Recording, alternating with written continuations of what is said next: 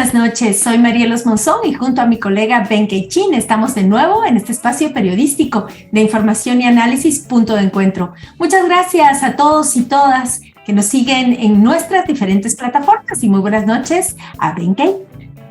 Muy buenas noches, Marielos. Es un gusto compartir este espacio y analizar los temas destacados de la semana. Pero antes de iniciar, quiero saludar a toda la audiencia de redes sociales y recordarles que ahora nos pueden escuchar también en Spotify, Apple Podcast y Google Podcast.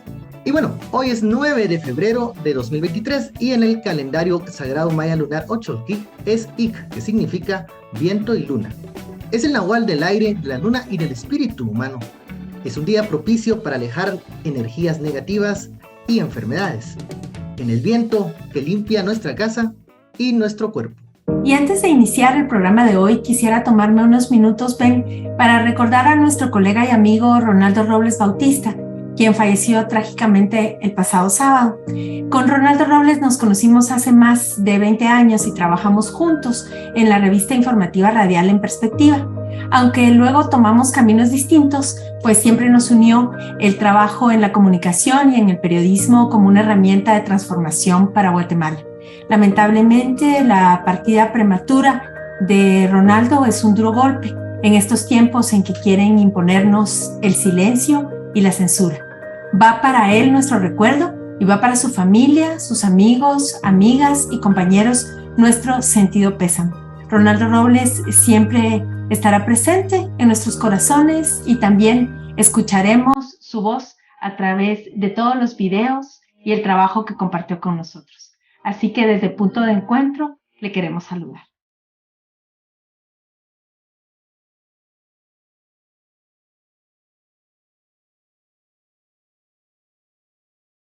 A lo largo del año 2022 tuve el privilegio de contar con la atención de muchos de ustedes que han visto mis videos que he estado haciendo sobre la realidad nacional y por eso hoy quiero decirles gracias. De verdad que he podido sentir el cariño de muchos de ustedes que han tenido la gentileza de hablarme en la calle para comentarme algo sobre los videos, para contarme que los han puesto en una escuela, en un instituto o que los han usado en la universidad o hasta que les ha servido para hacer algún trabajo. También le agradezco a quienes me han instado a seguir haciendo los videos y a quienes me han pedido que nos tomemos una fotografía en la calle, algo que me ha pasado aquí en la capital, pero también mucho en los departamentos. Eso es algo que lo llena a uno de agrado porque quiere decir que de algo sirve lo que se ha estado haciendo. Y gracias también a quienes comentan mis videos en las redes sociales, donde casi siempre trato de responder y entablar algún tipo de conversación, porque de eso se trata, de que los ciudadanos nos vayamos entendiendo y vayamos formando nuestras ideas para ver cómo construimos una mejor Guatemala.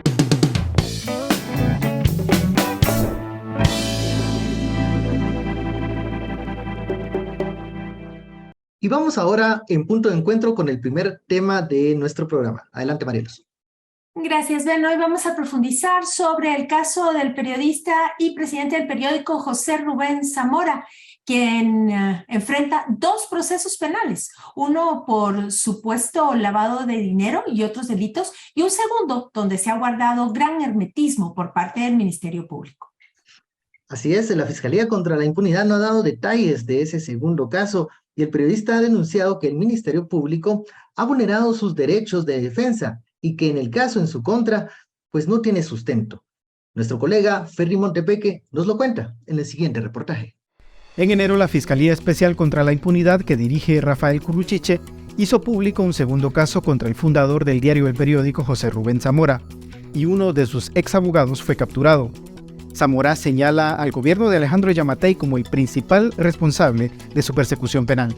El diario El Periódico denunció que la FECI negó a la defensa de Zamora el acceso al expediente para conocer la segunda acusación por supuesta obstrucción de justicia.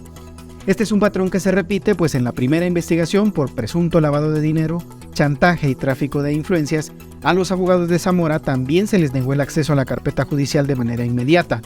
Por el primer caso, el periodista enfrentará juicio a partir del 2 de mayo próximo. Ya tuve mis primeras dos audiencias y ya tengo juicio el 2 de mayo.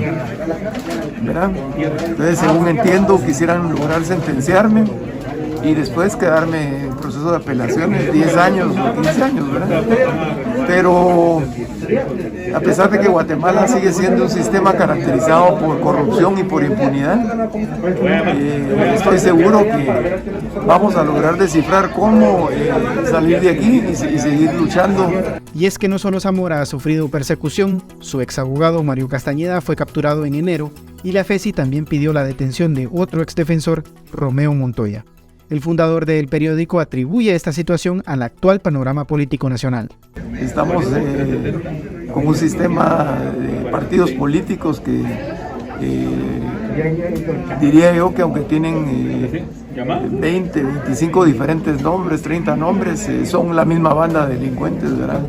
Y con un sistema que solo favorece la impunidad y el robo. El caso contra José Rubén Zamora se inició en julio de 2022 por el supuesto lavado de 200,000 quetzales. Sin embargo, la investigación presenta varias inconsistencias y la Fiscalía no ha revelado pruebas contundentes sobre el supuesto origen ilícito del dinero que recibió Zamora. Soy Ferdi Montepeque y esto es Punto de Encuentro.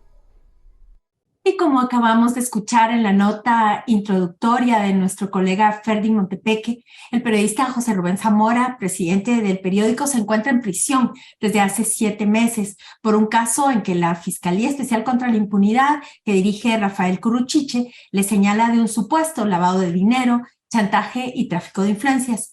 Además, este año esa misma fiscalía hizo público un segundo caso contra José Rubén Zamora, por el que recientemente fue capturado uno de sus ex abogados, el licenciado Mario Castañeda.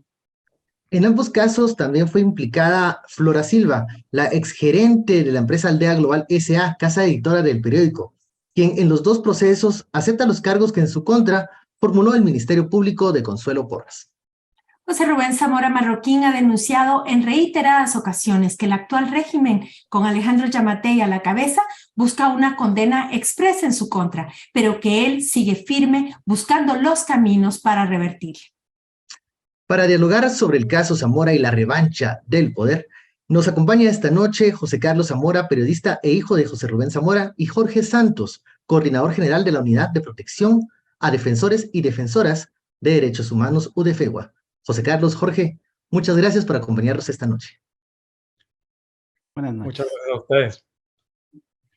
José Carlos, muchas gracias por estar con nosotros y buenas noches a ambos. Yo quisiera pedirle que iniciemos con un recuento de las principales inconsistencias que estamos viendo en los dos casos contra su papá, el periodista José Rubén Zamora, tanto en este primer caso, cuando fue capturado, como en este segundo, en donde ha habido un amplio hermetismo de parte de la FESI.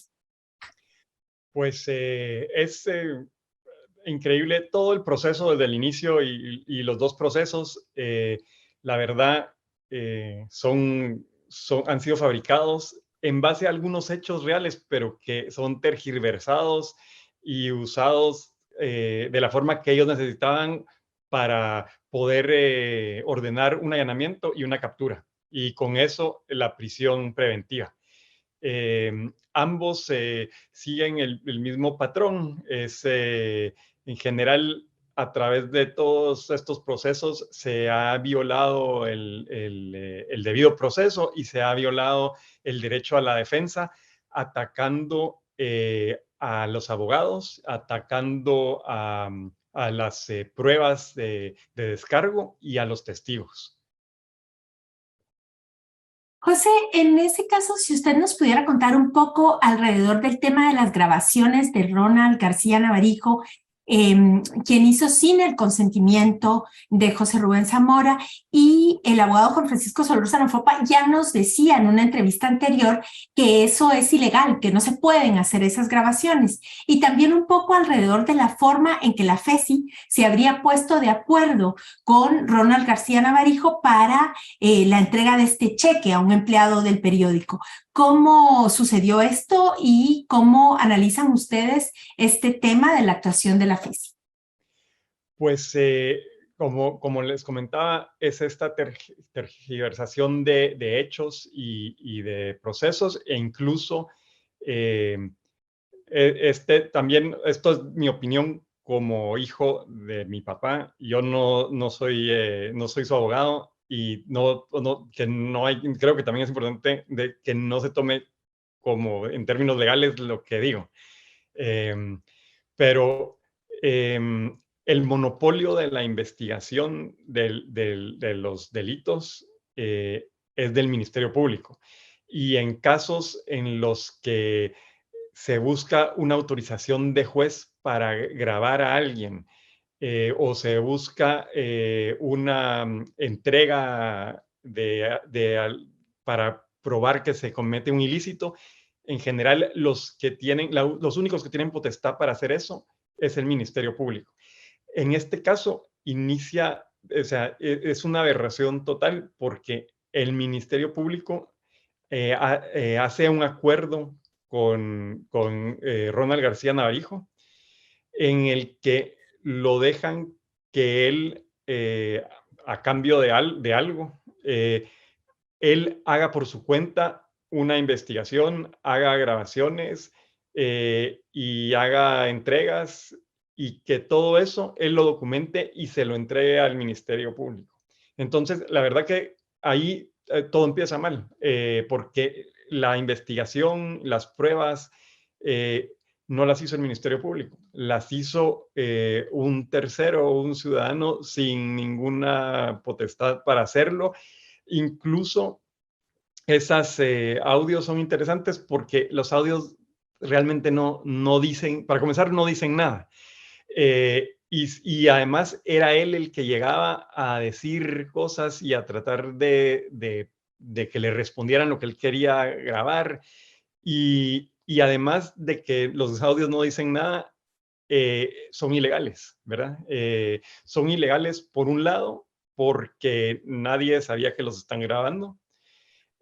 Y segundo, porque incluso en los audios están participando unos abogados como abogados y entonces eso le da todavía otra razón más por la que los audios serían ilegales, que es la confidencialidad y el secreto profesional entre abogado y cliente. Entonces, todo lo armaron yo siento que todo lo armaron muy rápido para que les permitiera armar este caso y a la vez eso les diera la posibilidad de allanar, de arrestar y meter en prisión, que al final ese era su objetivo, ponerlo en prisión.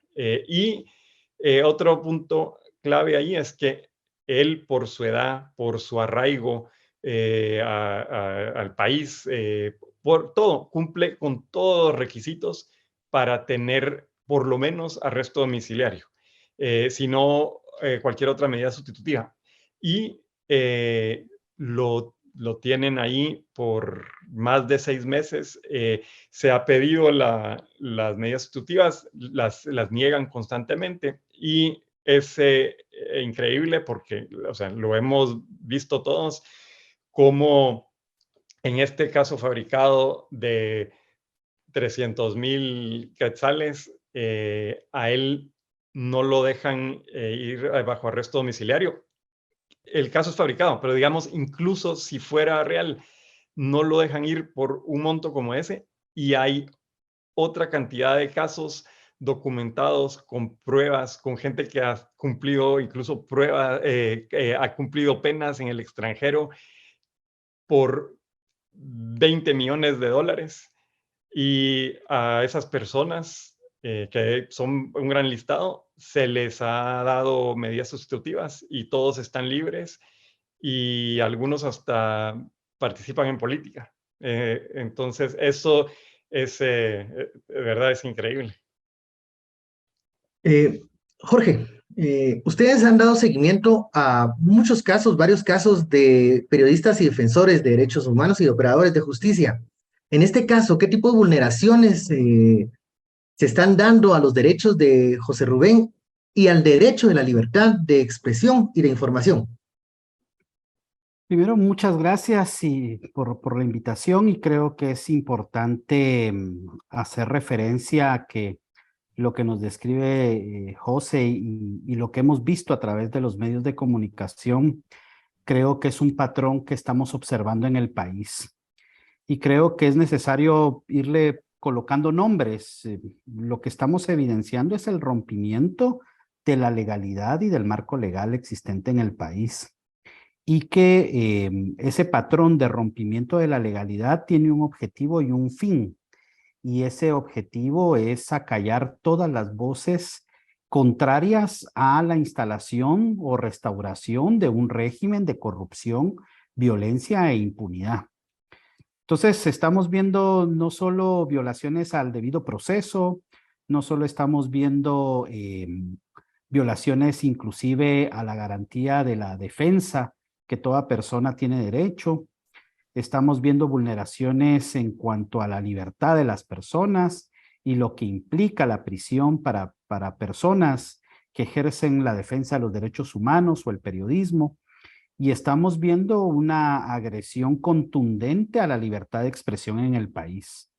Es todo aquel periodista, todo aquel comunicador social o inclusive ciudadanos y ciudadanas que hacen uso de su libertad de expresión están siendo perseguidas, difamadas, estigmatizadas, con investigaciones penales espurias.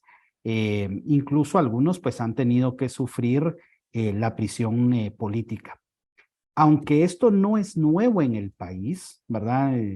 Recordemos el allanamiento a la casa de José Rubén, el secuestro sufrido, las distintas denuncias utilizando de manera indebida la ley de violencia en contra de la mujer, en contra prácticamente de buena parte de los editores del periódico. Aunque esto no es nuevo, lo que estamos viendo en este momento es una profundización de un esquema de carácter autoritario que va a perseguir toda aquella defensa de derechos humanos y la libertad de expresión. Por eso este caso es tan importante darle seguimiento, denunciar y rechazar efectivamente lo que desde el Ministerio Público y el sistema de justicia se está ejerciendo en contra del presidente y fundador del periódico y en contra de otros periodistas y comunicadores sociales.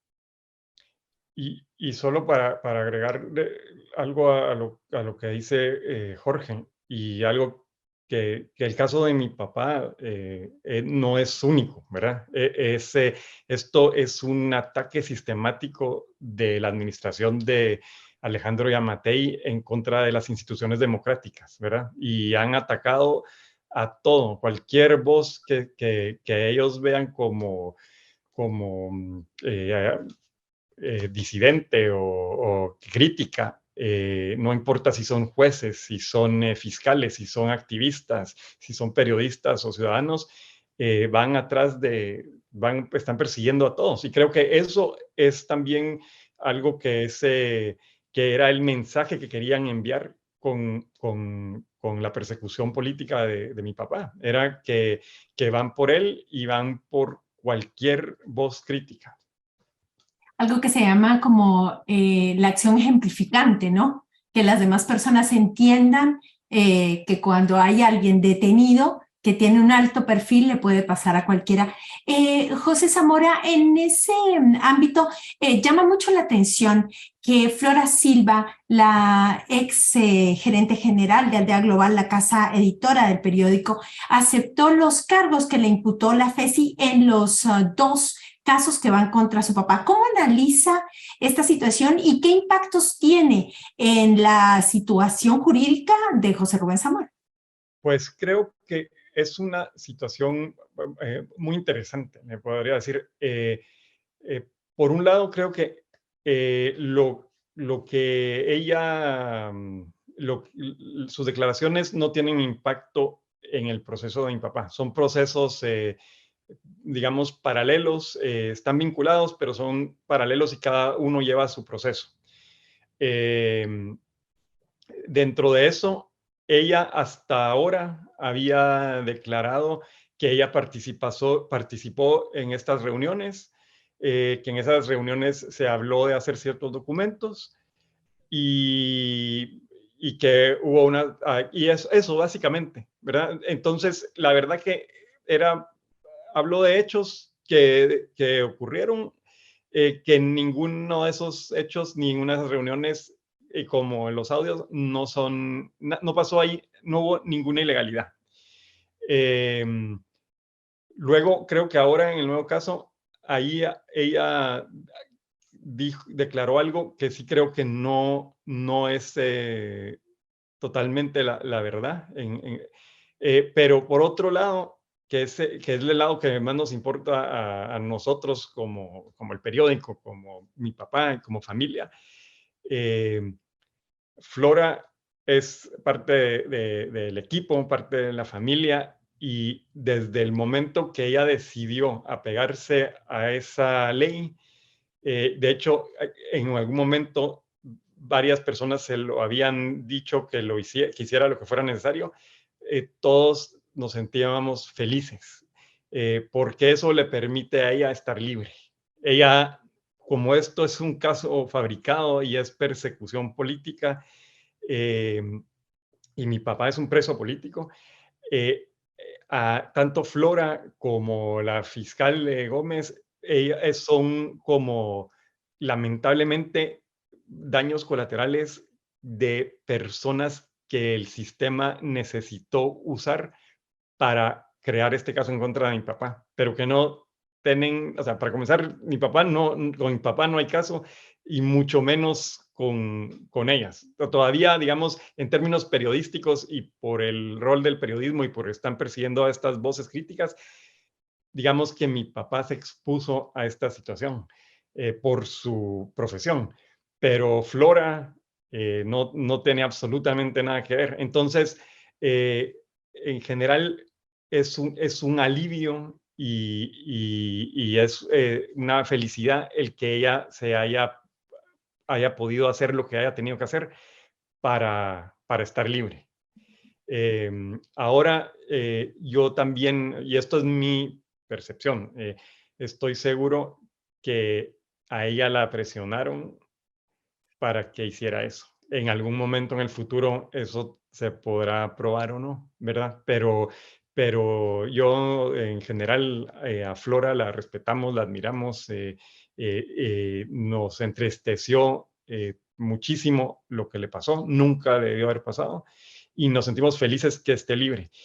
Y sí, yo creo que es mucha presión. Y también por diferentes fuentes sabemos que tanto a ella como a otros testigos, como incluso anunciantes, hay personas que se estuvieron acercando a ellos para intimidarlos, para chantajearlos incluso, que si no declaraban de cierta forma en contra de mi papá, les podían iniciar procesos, les podían activar casos de que alguna vez una empresa haya tenido de algún caso de evasión en algún momento que ya no.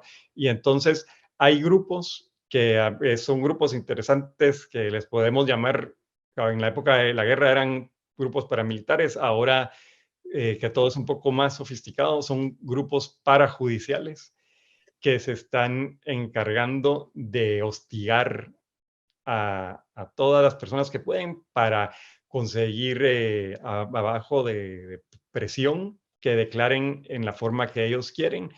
Y, y creo que en parte tiene que ver con eso, pero el fin último, que es que Flora pueda estar libre, no tiene precio, ¿verdad?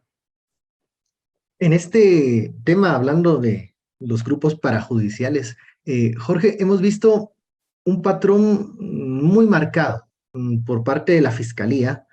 Vemos cómo los querellantes del caso tratan de atacar a los abogados defensores. Lo vimos con el abogado Francisco Solórzano Fopa, lo vimos también con el anterior. ¿Qué es lo que qué lectura hacen ustedes de esa estrategia, de ese patrón de atacar a los equipos legales? ¿Es para dejarlos en la indefensión? ¿Cuál es el análisis que hacen de esto? Lo has dicho muy bien, Ben, es dejar en total y absoluta indefensión a las personas que están siendo perseguidas penalmente de manera espuria.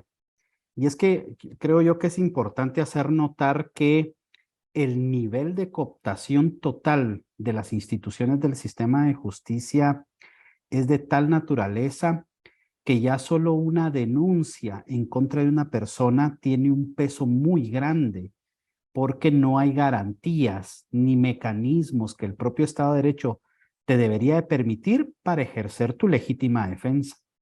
Eso en el país prácticamente está roto. Tienes una Corte Suprema de Justicia de facto por más de 3 años.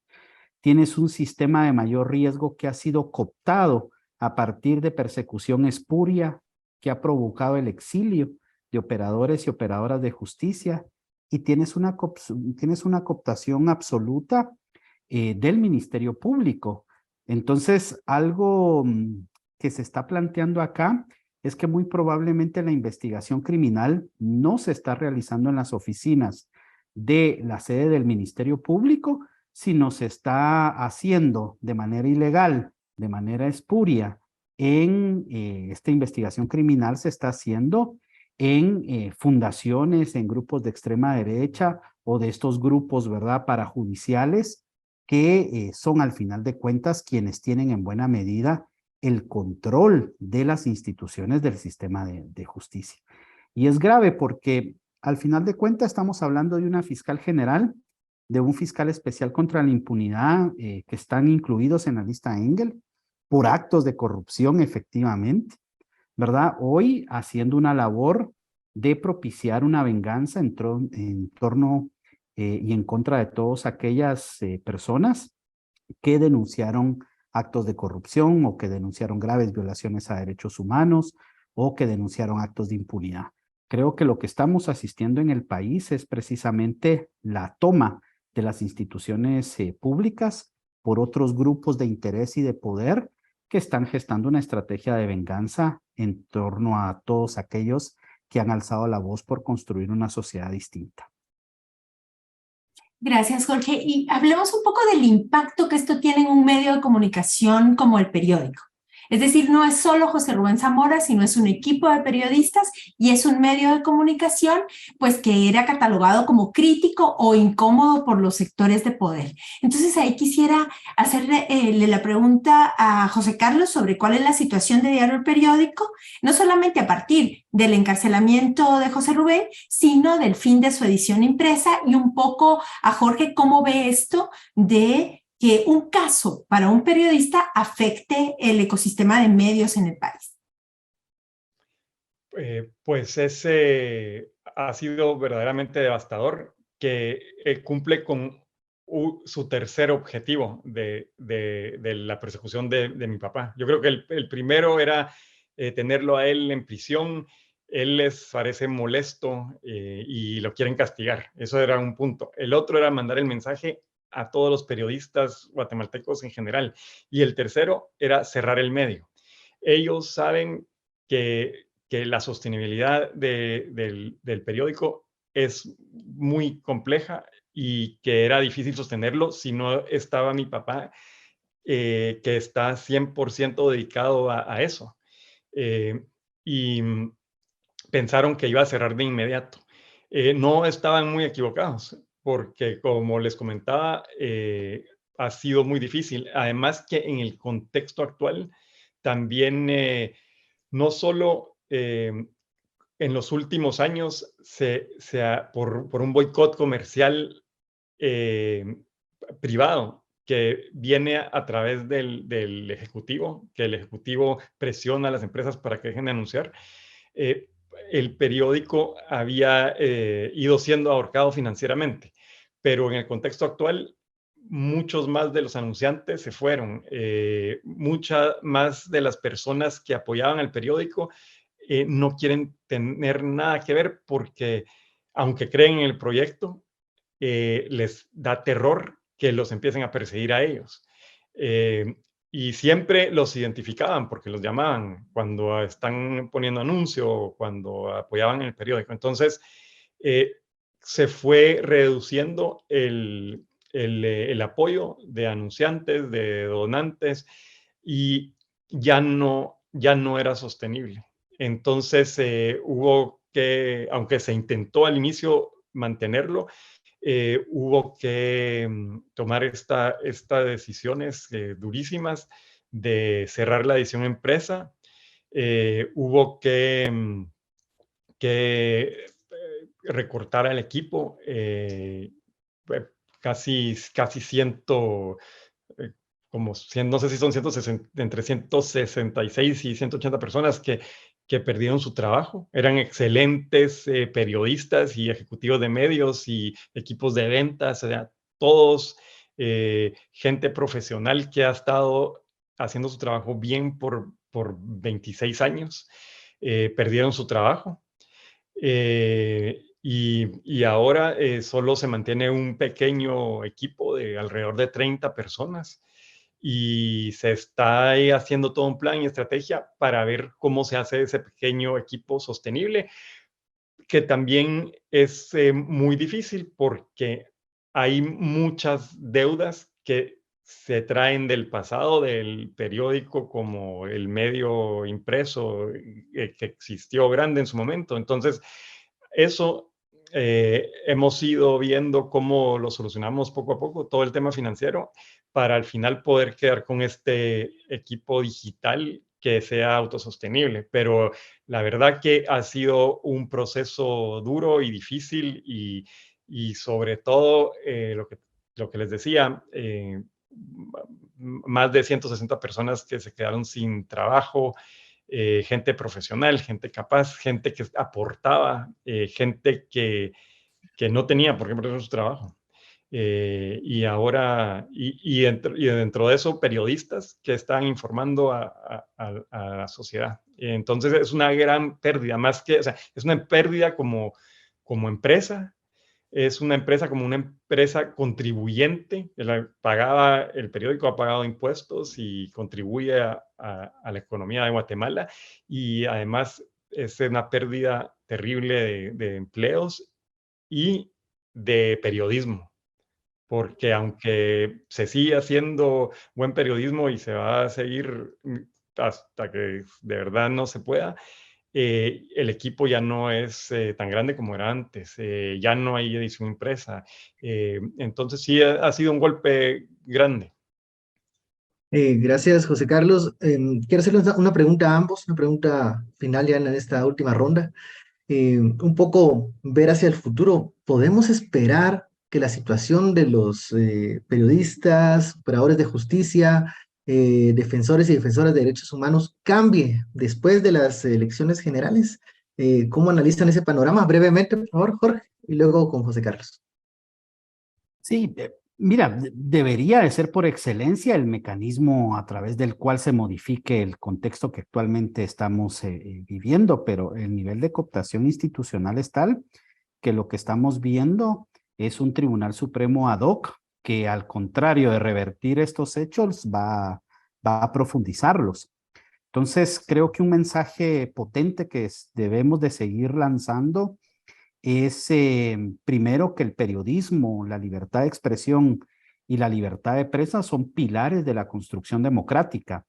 Sin ellos, digamos, al mismo estilo de lo que ocurre en Nicaragua, por ejemplo, donde todos los medios de comunicación tuvieron que salir y están ejerciendo su labor desde fuera del país, ¿verdad? En eso es efectivamente lo que el gobierno de turno nos quiere convertir. Entonces, expresiones como estos, como la Alianza No Nos Callarán, y como otros espacios organizativos que defienden la libertad de expresión, nos parecen a nosotros fundamentales para que al final de cuentas se pueda revertir este hecho. No dejar de insistir, no dejar sola a las personas que, como José Rubén, están sufriendo prisión política, no abandonar, ser solidarios y seguir insistiendo en que es posible construir democracia en un país como Guatemala. Gracias, Jorge. José Carlos. Sí, yo concuerdo con todo lo que Jorge dijo, absolutamente con más coherencia de lo que yo lo puedo decir. Creo que estos grupos son importantísimos, estos medios, su trabajo como periodistas, me da muchísima esperanza ver la solidaridad del gremio en un momento donde hay mucho miedo. En general, creo ver que todos los periodistas están unidos, que siguen haciendo periodismo, que siguen denunciando. Eso creo que es importante, y creo que es muy importante en casos que también han existido en otros países y aquí en Estados Unidos. Es importante que también estas personas sepan que aunque agarren a un periodista, hay muchos y somos muchos y vamos a continuar denunciando y vamos a continuar haciendo el trabajo que hacía el periodista al que metieron preso.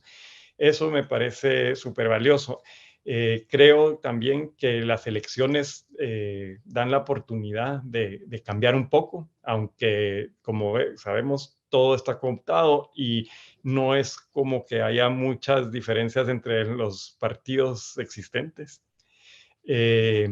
Pero creo que la sociedad juega un papel importantísimo y esperaría que en un futuro cercano pase algo que permita que la sociedad en su totalidad, los ciudadanos que saben y no están de acuerdo con lo que está pasando, se activen de nuevo. En un momento tuvimos lo que llamamos como esta primavera de Guatemala, y siento que fue en un contexto muy interesante porque siento que cuando los ciudadanos se dieron cuenta que había un espacio para denunciar, para manifestar y que había un movimiento que estaba funcionando en contra de la corrupción, se sintieron empoderados para salir a las calles y demandar que hubieran cambios.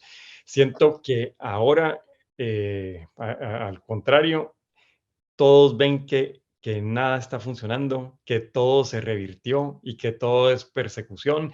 Y en un país como el nuestro, con la historia que tenemos, la represión, las dictaduras, la guerra, volvemos a este tema de miedo. Nadie quiere participar, nadie quiere decir nada por miedo, pero espero que de repente se encienda una luz, que siento que eso, los que van a lograr que eso pase son ustedes, y que eso permita que la sociedad se active de nuevo y demande los cambios que Guatemala necesita. José Carlos Zamora, Jorge Santos, muchísimas gracias por haber estado con nosotros en este espacio de Punto de Encuentro. Que tengan ustedes muy buenas noches. Muchas gracias, Marielos, muchas gracias, Ben, y muchísimas gracias, Jorge. Un gusto estar con ustedes. Y gracias por ponerle atención al caso de mi papá y por asegurarse que la democracia siga viva. Muchas gracias. Gracias. Buenas noches.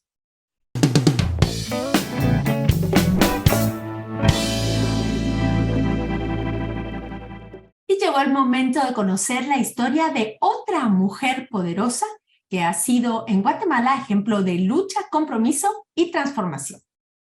Ella es Amanda Chiquito, comunicadora, periodista y una impulsora de los medios comunitarios como espacios de preservación de la memoria, la cultura y el desarrollo de los pueblos.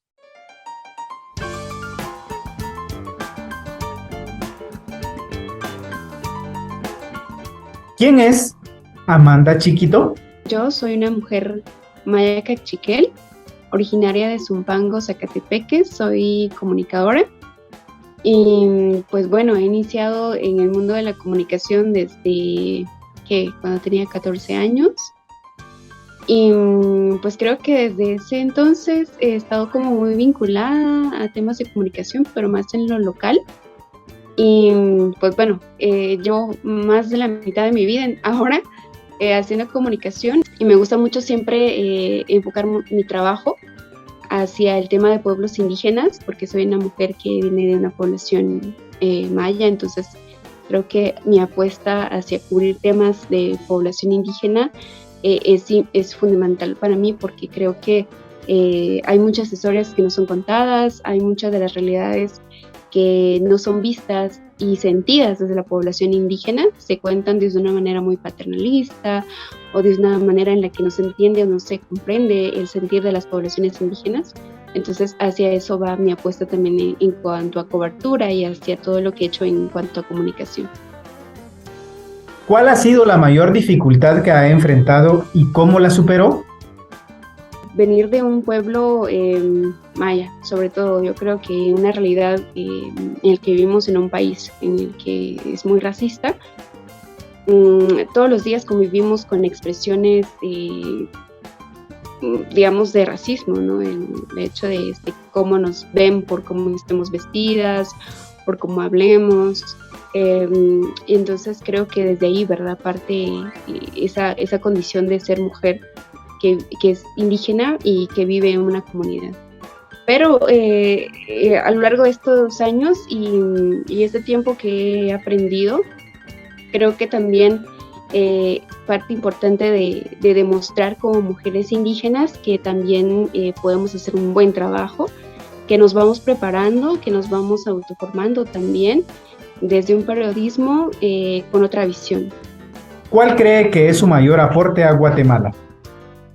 ¿Cómo podemos medir de alguna manera el aporte que estamos haciendo en lo individual? Sin embargo, yo creo que desde cuando una mujer indígena participa en cualquier espacio, ya está aportando algo, porque está rompiendo con la estigmatización, está rompiendo con ese racismo que no deja que las mujeres indígenas estemos en espacios o en medios de comunicación, ¿no? Creo que hoy por hoy habemos mujeres que estamos ya haciendo uso de los medios digitales o se nos ha invitado a formar parte de equipos en medios digitales y que estamos haciendo ahora comunicación desde otras perspectivas, con otros públicos, que estamos saliendo fuera de lo local y estamos llevando esa realidad y a contarla a otro público. Creo que ese es también no solo un aporte mío, sino que un aporte de las mujeres que ahora estamos en diferentes medios de comunicación que son más visibles a nivel nacional.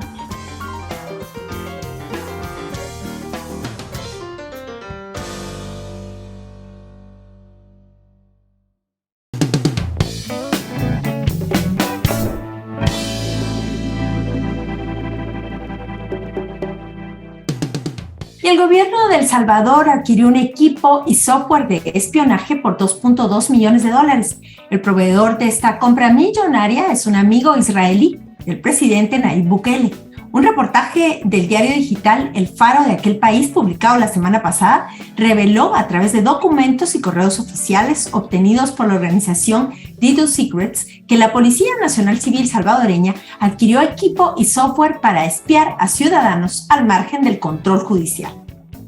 La compra realizada en octubre de 2020 se dio 7 meses después de que el presidente Bukele diera un discurso en la boda de Yaniv Zangilevich, su amigo israelí, dueño de una empresa de equipos de seguridad. Pero esta no era la primera vez que se realizaba una compra de este tipo. La administración de Bukele ya había adquirido equipo de reconocimiento facial y de tecnología de seguimiento y de vigilancia. Hoy en Centroamérica en Punto, aquí en Punto de Encuentro, vamos a conversar sobre esta polémica compra y sus implicaciones con el jefe de redacción del diario digital El Faro, el conocido y galardonado colega periodista Óscar Martínez, quienes además están en el ojo del huracán por esta y otras publicaciones. Óscar, muy buenas noches. Gracias por acompañarnos desde San Salvador. Hola Marielos, hola Ben, un gusto acompañarles siempre para hablar de este tipo de temas complicados, pero bueno, es un gusto estar con ustedes. A ver, Óscar, ¿cuáles son los principales hallazgos del reportaje publicado por El Faro y qué tipo de vigilancia se ha dado con el equipo comprado al amigo del presidente Bukele? Mira, a ver, los hallazgos particulares son que siguen profundizando con un gran interés en dos cosas. La primera es en tener equipo para poder vigilar, para tener información de los ciudadanos salvadoreños en un país en el que hay que poner esto en contexto. Recordemos que este es un país donde empezamos el año pasado, 2022, denunciando una de las más masivas intervenciones con Pegasus, de las que las organizaciones como Citizen Lab o Access Now, que se han encargado en 14 países de diagnosticar infecciones de Pegasus, desde Turquía, pasando por Polonia hasta México. En este caso fue obsesiva, solo en El Faro escucharon a 22 personas. Hay una obsesión del Estado salvadoreño por obtener información, así sea de manera ilegal. Entonces, esta compra de equipo que permite tener una falsa antena para ubicar constantemente dónde se mueven teléfonos, para establecer grupos de ubicación de gente a través de sus teléfonos móviles, para descifrar cuentas relacionadas en las redes sociales, es parte de la obsesión por saber más. Pero la segunda línea importante es que otra de las obsesiones de este gobierno es que nosotros sepamos menos. Es decir, que la ciudadanía no sepa. Ellos quieren saber mucho, incluso los secretos que tenemos nosotros en nuestros aparatos, y no quieren que sepamos nada. La compra fue una compra directa, como todas las compras importantes que este gobierno ha hecho. La cárcel que ustedes acaban de ver, que Bukele anunció como la cárcel más grande de América Latina, es una compra directa, una empresa a la que ya le habían hecho otras 2 compras directas millonarias. Y esta empresa, en el caso de la publicación de la compra de equipo tecnológico, además tiene el agravante de que se le hicieron a un amigo, ¿no? Es bien difícil poder poner amigo en un titular periodístico, pero en este caso la frase que el presidente dio en la boda de Sanguilevic, cuando él se casó en Acapulco el 1 de febrero de 2020, no dejaba lugar a dudas. Decía, solo la leo rápidamente: hemos estado en El Salvador, en la frontera con Estados Unidos, en Baja California, en Acapulco, en la Ciudad de México, en Israel, en Guatemala, en el Mar Muerto, en Jerusalén y en Tel Aviv. O son amigos o cheros, como decimos aquí, o coinciden en muchas ciudades por el mundo. Además, él fue un orador de honor en su boda. Es una compra a un amigo, sin que los salvadoreños sepamos por qué, cómo lo van a usar, bajo qué reglamentos, sin que sepamos absolutamente nada. Oscar, y tú lo decías muy bien, el mundo se sorprendió cuando ustedes, como Faro, pero también con otros medios salvadoreños, dan a conocer que se usa este software tan conocido, Pegasus, con el que infectaron, tú ya lo decías, teléfonos de periodistas, de activistas, de opositores al gobierno de Bukele, y que lo hicieron de una manera obsesiva, es decir, no fue durante pocos días, fue durante un tiempo sostenido. ¿Ves relación entre ambos hechos? ¿Y qué tipos de implicaciones tiene que sin autorización judicial un gobierno espíe a sus ciudadanos y sobre todo a aquellos que fiscalizan el poder? Vaya, tal como lo has dicho, Marielos, es así. En El Salvador no solo fuimos intervenidos en el Faro fue, digamos, la organización que tuvo más intervenciones, pero fueron intervenidos otros colegas de diferentes medios, incluso activistas de organizaciones que vienen trabajando en el país desde antes de que el gobierno existiera. Yo me he quedado con una lógica y esta es mi interpretación de las cosas. En el caso del Faro, que es el único que conocemos a detalle, porque no conocemos la información privada de cómo violaron los derechos de otros colegas, en mi caso me intervinieron 42 veces, lo cual es un récord continental. 42 veces entraron, extrajeron todo lo que querían de mi teléfono y se largaron a analizarlo con calma. En el caso de mi hermano Carlos, se metieron menos veces, pero cada vez permanecían más tiempo. Permanecieron en esos 17 meses un total de 269 días adentro de su teléfono. Carlos tiene el récord de días de permanencia, yo creo que de América. Entonces, NSO Group, la empresa israelí que distribuye el servicio Pegasus, es una empresa opaca, cínica para dar explicaciones. Nunca explica a qué gobiernos lo vende, a qué organizaciones de Estado, cuánto costó la compra, cuáles son las reglas generales con las que eso se va a utilizar, cómo se opera. Pero tanto Axel Now como Citizen Lab lograron determinar por algunas declaraciones públicas que los gastos son millonarios, que un paquete de 10 teléfonos necesariamente es una inversión arriba de $1 millón para poder tener un paquete de 10 teléfonos. Si alguien invirtió tantos millones de dólares en espiar a periodistas de una organización, yo no puedo creer que hayan gastado tanto dinero y no vayan a utilizar esa información para intentar hacernos daño. Eso no era por deporte, eso no era al azar, eso es parte de un plan y tarde o temprano lo van a ejecutar. A ver, Oscar, ya me estoy imaginando esta respuesta, pero quiero hacer la pregunta. ¿Qué postura, qué reacción, qué respuesta obtuvieron de las autoridades al consultarles sobre esta compra y si ha habido algún tipo de repercusión contra el Faro después de la publicación? Mira, eso es, yo creo que uno de los actos más explícitamente cínicos de parte de este gobierno. Exactamente una semana después de que en El Salvador y en medios internacionales, porque publicamos a la par de Reuters, del New York Times, publicaron todos los medios internacionales esa misma noche. Después de que el escándalo de Pegasus estallara en El Salvador, justo una semana después, la Asamblea Legislativa, controlada por Nayib Bukele, aprobó la ley de espionaje digital. Legalizaron Pegasus, sin decir. Una semana después de que descubrimos que habían ocupado Pegasus, legalizaron Pegasus, crearon la figura de los espías digitales, que son los que manipulan todos esos programas y estos nuevos gadgets que hemos revelado en el artículo que se compraron. El problema es que es una ley sin ningún reglamento. La ley solo dice que existen los espías digitales, no dicen cómo van a proceder, no dicen cómo van a cribar a quién escuchar, no dicen de quién necesitan permiso y quién les va a hacer supervisión. Simplemente dicen que hay una gente que nos puede espiar con herramientas digitales, con software de espionaje. Es decir, este es un país sin reglas claras. Vos no sabés a qué atenerte, no sabés exactamente con qué lidias, solo sabés los enunciados, la sinopsis, pero no hay detalle en nada, no hay detalle en las compras, no hay detalle en la ejecución, no hay detalle en la operación de la justicia. Hay algunas compras en El Salvador que están vetadas hasta el año 2029 y que provienen de la pandemia. El año 2029, justamente el año en el que Bukele estaría saliendo de su segundo mandato, que sería inconstitucional, porque él planea reelegirse en febrero de 2024. Oscar, en ese marco, con todo lo que cuando uno lee el reportaje, pues cada vez que va viendo las cosas se asusta más. Digamos, en torno a todo lo que está viendo que hicieron o que intentaron hacer con la compra de este equipo. Además de esas implicaciones de vigilancia ciudadana, ¿pudieron ustedes detectar sobrevaloración? Obviamente, ¿piensan que hay tráfico de influencias? ¿Hay alguna manera en que una fiscalía, que ya sabemos que no es independiente del gobierno de Bukele, si fuera independiente, podría seguir algún otro delito, además de la violación a la privacidad, por ejemplo, a las personas, pero también a un ataque contra periodistas? Yo creo que sí. En primer lugar, yo creo que podrían explorar a detalle el estudio que realizó esta organización Citizen Lab de la Universidad de Toronto, que fue validado por el Laboratorio Tecnológico de Amnistía Internacional y que arroja una serie de rastros a seguir.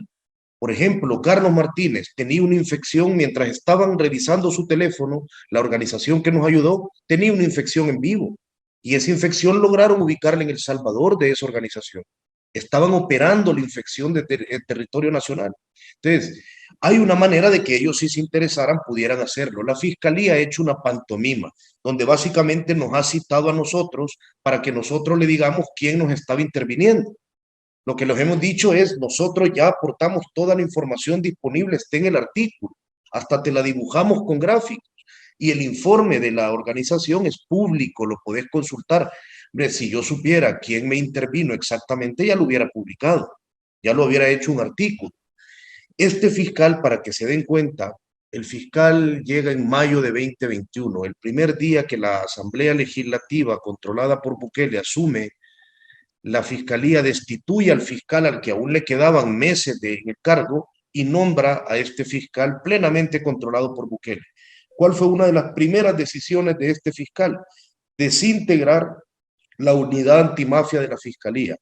¿Qué caso estaba investigando exclusivamente su unidad? El caso Catedral, que incluía las negociaciones clandestinas del gobierno de Bukele con las pandillas. ¿Dónde están los fiscales del caso Catedral ahora? En el exilio. Todos ellos salieron huyendo del país porque allanaron sus oficinas. Ustedes ya conocen bien en Guatemala cómo se persigue a un fiscal. Lo saben perfectamente. Entonces, es imposible esperar justicia de una fiscalía como esta. La fiscalía en El Salvador es un órgano eminentemente político y su criterio de persecución del crimen se basa en argumentos eminentemente políticos.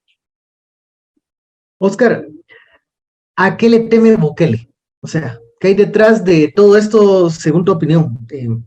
Y de esta reiterada práctica obsesión de vigilancia del gobierno salvadoreño.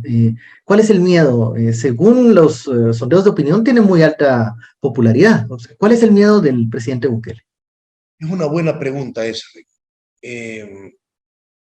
Bukele es el presidente más popular de América, si no del mundo. Bukele tiene arriba del 85% de aprobación popular y la mantiene y la ha mantenido durante más de 3 años de mandato. Es sorprendente esto. Yo creo que eso tiene una explicación muy larga en la que no me quiero meter, pero en resumen, que una ciudadanía que nunca ha sido educada en el Estado de Derecho, en la democracia, que nunca ha tenido la posibilidad de disfrutarla, no vota por un demócrata, elige a un caudillo. Es decir, los político lo elige su pueblo. Yo creo que Bukele le teme a perder popularidad, le teme mucho a eso, pero ha logrado mantener, salvaguardar ese espacio. Y yo creo que en el caso del periodismo, Bukele le teme a dos cosas. Una, a que quede registro de toda la corrupción que se está cometiendo.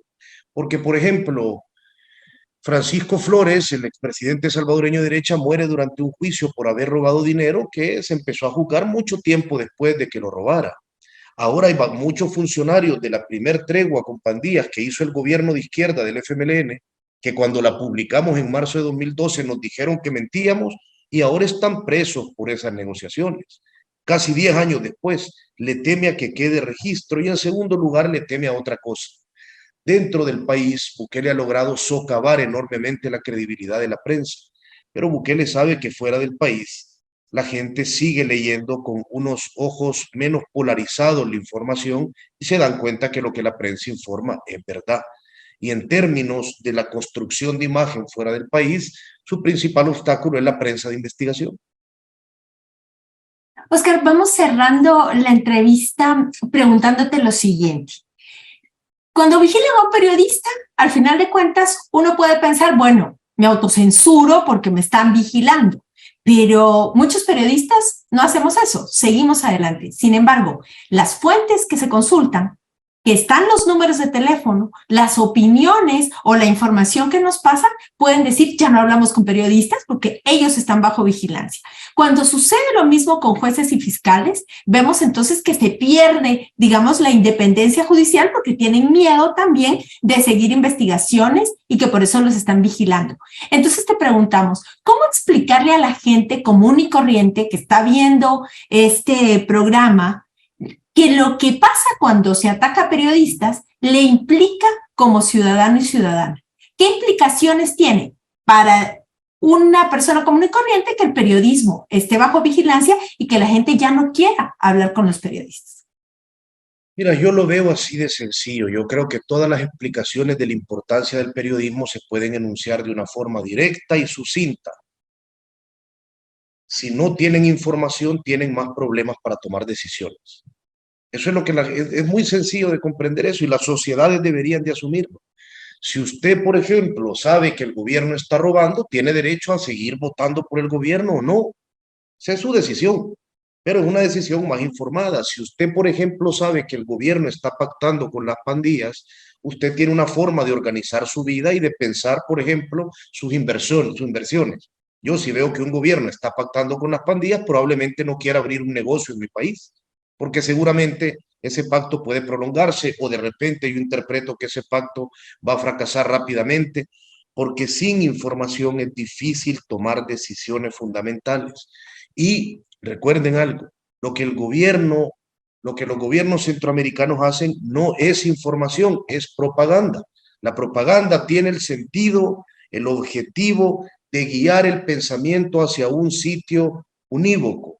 La información tiene el sentido de proveer herramientas para que la gente tome decisiones bajo sus criterios. Entonces, en países donde la estrategia gubernamental como Guatemala, El Salvador, Honduras, México, es tan denotadamente enfocada en hacer propaganda, necesitan información. Es así de sencillo. Oscar, ¿el exilio de periodistas salvadoreños tiene que ver con la vigilancia del gobierno de Bukele? El exilio tiene que ver con tres cosas principales y seguramente me deje alguna fuera. La primera es con el nivel de presión que han sufrido en carne propia. Nosotros hemos tenido gente que ha renunciado porque saberse vigiladas, tener seguimiento en la calle, sentir el desprecio de una gran parte de la población que ama a ciegas al presidente Bukele, hace que tu vida sea más incómoda. En segundo lugar, porque han buscado presionar a las familias para atacar a periodistas. Han buscado despedir a familiares que trabajaban en dependencias del gobierno como pequeños funcionarios, no como empleados públicos, no como funcionarios públicos, porque han ejercido presión contra los negocios de familiares, etcétera, etcétera. Y en tercer lugar, porque tenemos información fidedigna de parte de fuentes dentro, que ya hay varios casos espurios armados contra varios de nosotros. nos quieren acusar de diferentes cuestiones, o a los medios de comunicación, como el presidente ya anunció que Alfaro lo quieren acusar de lavado de dinero. Entonces, ante esas circunstancias, sí.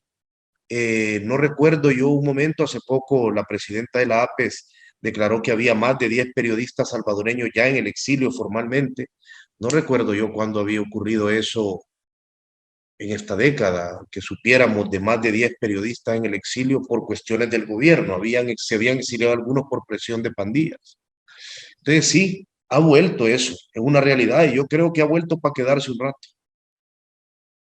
Bueno, Oscar, muchísimas gracias por compartir este espacio con nosotros. Desde acá nuestra solidaridad y admiración por el trabajo que hace el Faro y muchos colegas y periodistas salvadoreños. Ven, mi querida Marielos, le mando un abrazo, ánimo, que aquí no sé en cuál de los países estamos peor. Pero como decimos todos, el silencio no es opción. Seguimos. El silencio no es opción. Un abrazo. Buenas noches. Y gracias al equipo que hizo posible este punto de encuentro. Esta semana conocimos a Amanda Chiquito, una mujer poderosa en los medios de comunicación comunitarios. Nos acompañaron José Carlos Zamora y Jorge Santos para analizar las implicaciones del caso en contra de José Rubén Zamora Marroquín. También dialogamos con el colega Oscar Martínez, jefe de la redacción del periódico digital El Faro, sobre la compra de un equipo de espionaje en El Salvador por parte del presidente Nayib Bukele.